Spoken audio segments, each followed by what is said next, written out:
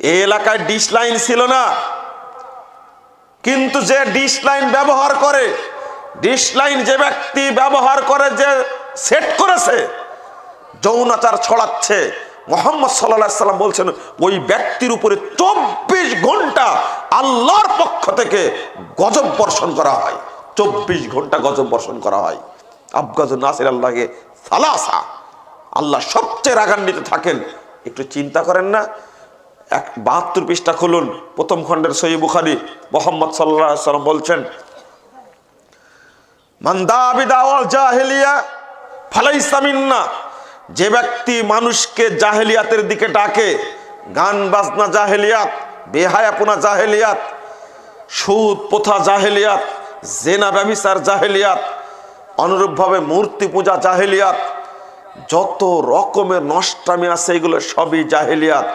আল্লাহ রাসূল সাল্লাল্লাহু আলাইহি সাল্লাম বলছেন, যেটা জাহেলিয়াতকে আমদানি করে ওই ব্যক্তি আমার উম্মত না, উম্মত থেকে খারিজ।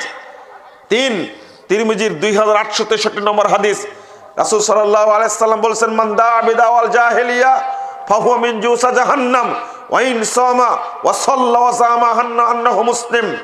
রাসূল সাল্লাল্লাহু আলাইহি ওয়াসাল্লাম বলছেন, যে ব্যক্তি সমাজে জাহেলিয়াতের বিস্তার করে, যে ব্যক্তি সমাজের জাহেলিয়াতের বিস্তার করে, ওই ব্যক্তি জাহান্নামের খড়ি হবে, জাহান্নামে যাবে। যদি ওই ব্যক্তি সিয়াম পালন করে, ও সাল্লা, যদিও সালাত আদায় করে, ও জামা আন্নাহু মুসলিম, যদি ওই ব্যক্তি নিজেকে পাক্কা মুসলিম মনে করে, তবুও জাহান্নামে যাবে। এবার আপনি ভেবে দেখুন, আপনি গান বাজনাও শুনেন, আবার হজও করতে যান, আপনি গান বাজনাও শুনেন, সালাত আদায় করেন, আপনি গান বাজনাও শুনেন, আবার সিয়ামও পালন করেন, আপনার সিয়ামের 5 পয়সায় দাম নাই, আপনার সালাতের 5 পয়সায় দাম নাই। কারণ আপনি এই নোংরা জাহেলিয়াতের সাথে জড়িত।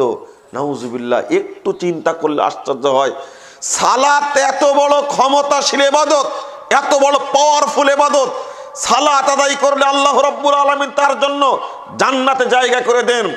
রাসূল সাল্লাল্লাহু আলাইহি সাল্লাম বলছেন, সাহাবীরা শুনে রাখো, ক্বাল আল্লাহু তাআলা, আল্লাহ তাআলা আমাকে একদিন বলছেন, মুহাম্মদ শোনো, ইন্নী ফারাজতু আলা উম্মতি খামসা সালাওয়াত, আমি তোমার উম্মতের উপরে 5 ওয়াক্ত সালাতকে ফরজ করেছি।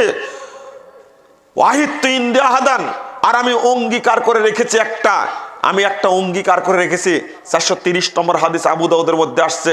সাহাবীরা শোনো, আল্লাহ রাব্বুল আলামিন আমাকে বলছেন, মুহাম্মদ শোনো, ইন্নী ফারাজতু আলা উম্মতি খামসা সালাওয়াত, আমি তোমার উম্মতের উপরে 5 ওয়াক্ত সালাতকে ফরজ করেছি। ওয়াহিদতু ইনদি আহাদান, আর আমি অঙ্গীকার করে রেখেছি, মান জা ইউহাফিজ আলাইহিন্না বিওয়াক্তিহিন্না, যে ব্যক্তি আমার কাছে উপস্থিত হবে ওয়াক্ত মোতাবেক 5 ওয়াক্ত সালাত আদায় করে, ওয়াক্ত মোতাবেক আউয়াল ওয়াক্তে সালাত আদায় করে যে ব্যক্তি আমার কাছে উপস্থিত হবে, আমি ওয়াদা করেছি আদখালতুহুল জান্নাহ, আমি তাকে জান্নাতে প্রবেশ করাবো। সালাত এত বড় ইবাদত।